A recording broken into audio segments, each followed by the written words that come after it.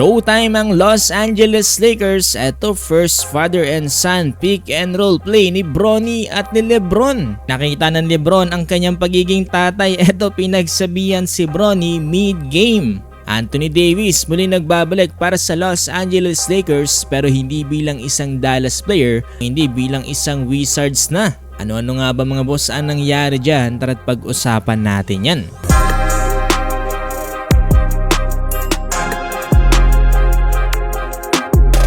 So eto na mga boss, last 8 games ng Purple and Gold dito nga sa NBA regular season. Win or lose mga boss ay napakaganda ng standing ngayon dito nga ng Purple and Gold.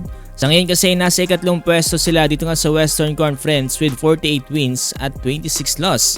Nasa ikalawang win streak. Samantalang itong Washington Wizards ay struggle ngayong taon dito nga sa Eastern Conference with only 17 wins at 57 loss. No Luka Doncic for this game matapos nga niyang makamit ang kanyang 16 technical foul sa kanilang last game. Eto mga boss, hindi ko napapatagalin. Eto first pick and roll play ni LeBron James at Bronny James. Kakaroon na ng connection etong magtatay. Eto teardrop finish for Bronny. Here, father-son pick and roll. Think about when Bronny was a kid, they maybe... Pero matapos niyan mga boss ay nag-struggle nga etong si Bronny dito nga sa laban at hindi niya nga maipasok etong kanyang mga tira. Kaya naman matapos nga ang timeout dito nga sa fourth quarter ay mapapansin natin na pinagsabihan siya ng kanyang tatay na si LeBron James. Eto tignan nyo mga boss no, parang pinagsasabihan lang sa bahay etong si Bronny ni Lolo Bron. In fairness mga boss no, matapos ng pagsabihan dyan si Bronny ng kanyang tatay na si Lebron, ito mga boss no, ang susunod na pangyayari na ginawa ni Bronny dito nga sa fourth quarter under 5-minute mark. Bronny James stop and pop mga boss, pasok nga yan.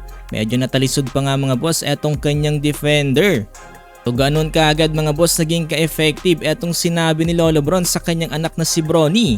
Matapos nyan mga boss, eto Bronny James again under 2-minute mark driving inside the paint. Eto gandang peke sanang ginawa niya dito.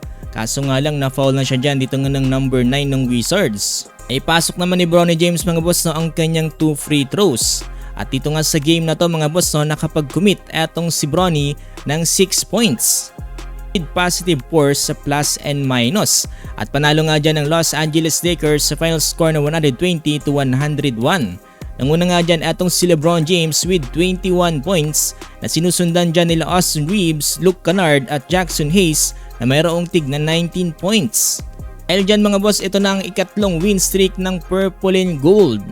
Sa last minute nga ng game na yan mga boss na kung saan nag-check-in etong si LeBron James ay mapapansin pa rin natin dito ang connection ni Anthony Davis at Lolo Bron.